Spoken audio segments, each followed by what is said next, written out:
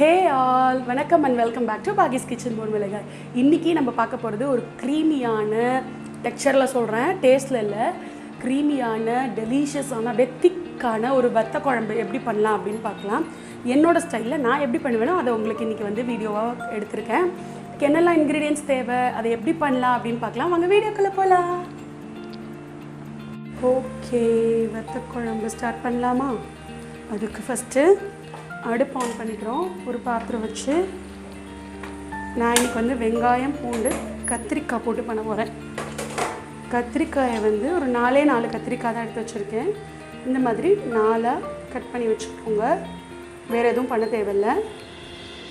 அதை தண்ணியில் போட்டு வச்சுக்கோங்க, இல்லாட்டி கத்திரிக்காய் கருத்து போயிடும். இப்போ ஃபஸ்ட்டு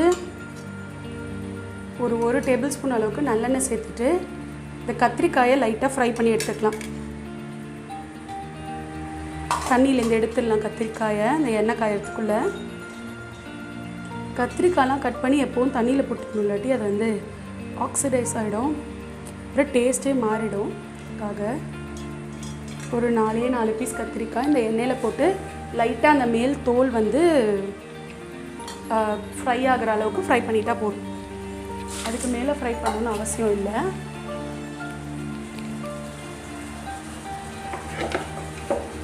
அதை நல்லா ஃப்ரை பண்ணிக்கலாம்.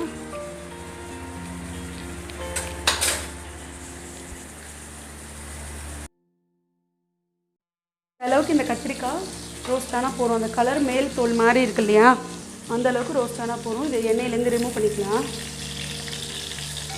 ரிமூவ் பண்ணி ஒரு பிளேட்டில் எடுத்து வச்சுக்கோங்க.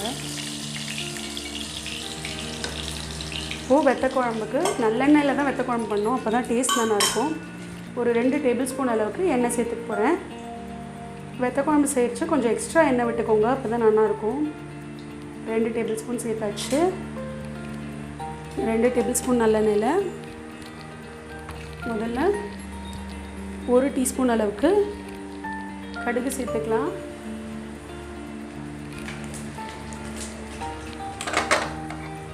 அப்புறம் ஒரு 4 வெந்தயம் சேர்த்துக்கலாம். நிறையாவும் சேர்க்க வேண்டாம். 4 வெந்தயம் சேர்த்துட்டு கடுகு பொரியட்டும். அதுலேயே வந்து ஒரு கொத்து கருவேப்பிலை சேர்த்துக்கோங்க. சேர்த்துட்டு ஒரு 15-20 சின்ன வெங்காயம் கட் பண்ணி வச்சது, அப்புறம் ஒரு 10 பல்லு பூண்டு, இதை ஃபஸ்ட்டு சேர்த்துக்கலாம். சேர்த்து கொஞ்சம் ரோஸ்ட் பண்ணிக்கலாம். இது ஒரு 1 or 2 மினிட்ஸ் வந்து நல்லா வதங்கட்டும்.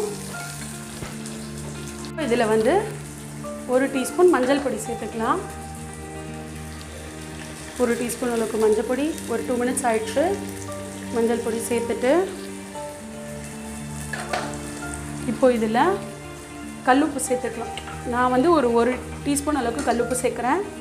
உங்களுக்கு வந்து உப்பு வந்து அவங்கவுங்க ப்ரிஃபரன்ஸ் பொறுத்து தான். 1 டீஸ்பூன் அளவுக்கு கல்லுப்பு சேர்த்துக்கோங்க. கல்லுப்பு சேர்த்துக்கோங்க, பொடி உப்பை விட அது நல்லது, அதனால் நான் கல்லுப்பு சேர்க்குறேன். இப்போ இதை இன்னொரு 1 மினிட் அளவுக்கு ஃப்ரை பண்ணிக்கலாம். நம்ம கத்திரிக்காயை முன்னாடியே ஃப்ரை பண்ணதுனால அதை இன்னொரு 2 மினிட்ஸ் கழித்து இதில் சேர்த்துக்க போகிறோம். அப்போ தான் வந்து அந்த கத்திரிக்காய்க்குள்ளேயும் எல்லா உப்பு காரம் எல்லாமே இறங்கும். அதனால் இப்போ இன்னொரு 1 மினிட் அளவுக்கு இது வதங்கட்டும். 1 மினிட் ஆகிடுச்சு. இந்த கத்திரிக்காயும் அதில் சேர்த்துடலாம், நம்ம ஃப்ரை பண்ணி வச்சதையும்.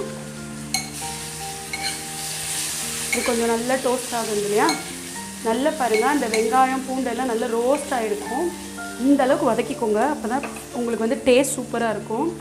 நான் அடுப்பு கொஞ்சம் சிம் பண்ணிவிட்டு இப்போ நான் வந்து இதில் சாம்பார் பொடி சேர்க்குறேன். எவ்வளோ அப்படின்னு பார்த்தீங்கன்னா ஒரு 3 டேபிள் ஸ்பூன் அளவுக்கு சேர்த்துக்கிறேன். காரம் உங்களுக்கு நிறைய பிடிக்கும்னா நீங்கள் இந்த அளவுக்கு சேர்த்துக்கோங்க. கம்மியாக வேணும்னா நீங்கள் கம்மிப்படுத்திக்கோங்க. நான் ஒரு 3-3.5 டேபிள் ஸ்பூன் அளவுக்கு வெத்த குழம்புக்கு சேர்த்துக்கிறேன். வெத்த குழம்பு எனக்கு கொஞ்சம் காரமாக இருந்தால் ரொம்ப பிடிக்கும், அதனால் நான் எக்ஸ்ட்ரா நீங்கள் வேணும்னா கம்மியும் படுத்திக்கலாம், அது உங்களோட விருப்பம். இப்போ இதை சேர்த்துட்டு சிம் பண்ணிக்கோங்க அடுப்பை. ஒரே ஒரு மிக்ஸ் பண்ணிக்கோங்க. நல்ல அந்த பவுடர் வந்து அந்த எல்லா வெங்காயம், பூண்டு, அப்புறம் அந்த கத்திரிக்காய் எல்லா மசாலாவிலையும் போட்டாகணும். போட்டானோடனே இதில் வந்து நான் ஒரு லெமன் சைஸ் அளவுக்கு புளியை வந்து ஊற வச்சுருக்கேன். ஒரு 1 hour இது ஊறிட்டுருக்கு. நல்லா தண்ணியில் ஊற்றிட்டு நல்லா ஃபஸ்ட்டு வடிகட்டிக்கலாம்.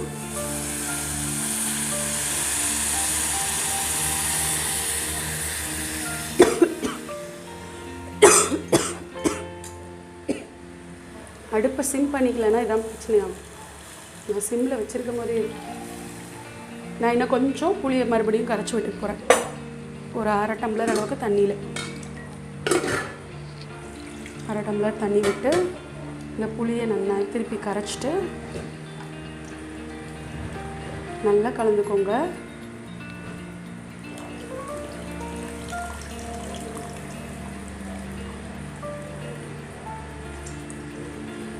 அவ்வளோதான். இந்த புளியை நல்லா கரைச்சி விட்டாச்சு. வெத்த குழம்புக்கெல்லாம் வந்து சாம்பார் அளவுக்கு புளி கம்மியாக இருக்கக்கூடாது, கொஞ்சம் ஜாஸ்தி இருக்கணும் சாம்பாரை விட. இப்போ இதை நல்லா மிக்ஸ் பண்ணிக்கலாம். சிம்மிலேயே பண்ணிக்கோங்க, அப்போ தான் இது வந்து டேஸ்ட்டு சூப்பராக இருக்கும். அடுப்பு பெருசாக்க வேண்டாம். இது அப்படியே வற்றி வற்றி வற்றி வற்றி நல்லா கெட்டியாக ஒரு கன்சிஸ்டன்சிக்கு வரும். அந்த மாதிரி கன்சிஸ்டன்சியில் நான் எடுத்துக்க போகிறேன். நல்லா இப்போ இது ஒரு 5-10 நிமிஷம் கொதிக்கட்டும், அதுக்கப்புறம் காட்டுறேன்.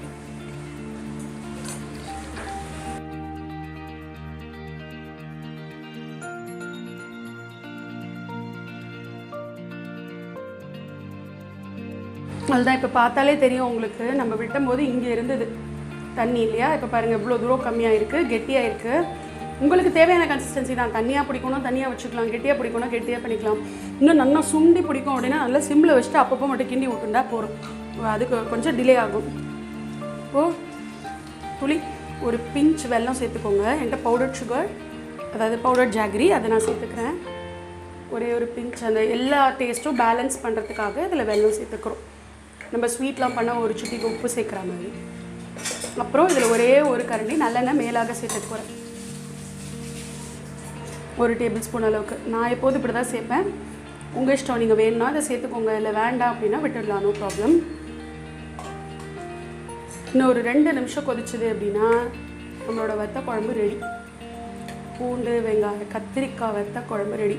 இந்த கத்திரிக்காய் வந்து அந்த தயிர் சாதத்தோடு சாப்பிட்றச்சு அவ்வளோ பிரமாதமாக இருக்கும். கண்டிப்பாக ட்ரை பண்ணி பாருங்கள், உங்கள் எல்லாருக்கும் பிடிக்கும். இது ஒரு 2 நிமிஷம் கொதிக்கட்டும்.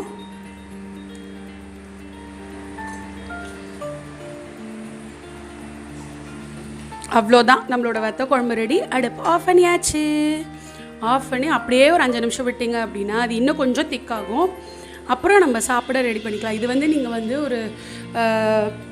ஒரு வாரம் கூட ஃப்ரிட்ஜில் வச்சு யூஸ் பண்ணிக்கலாம், நல்லாயிருக்கும். அதுவும் தயிர் சாதத்துக்கு பெஸ்ட்டு காம்பினேஷன். அதே மாதிரி இந்த ஊத்தப்பம் மாதிரி ஒரு தோசை வைப்போம்ல மெத்துன்னு, அந்த மாதிரி தோசை வாத்து சாப்பிட்றதுக்கும் இது சூப்பராக இருக்கும். பருப்பு சாதம் தயிர் சாதத்துக்கெலாம் பெஸ்ட்டு காம்பினேஷன் இது. இதுக்கு ஒரு கீரை கூட்டு, ஒரு கீரை மசியல், இல்லை ஒரு வடம், அப்பளம், ஒரு உருளைக்கிழங்கு கறி, இதெல்லாம் பிரமாதமாக இருக்கும். இது கூட 5 மினிட்ஸ் கழித்து பார்க்கலாம்.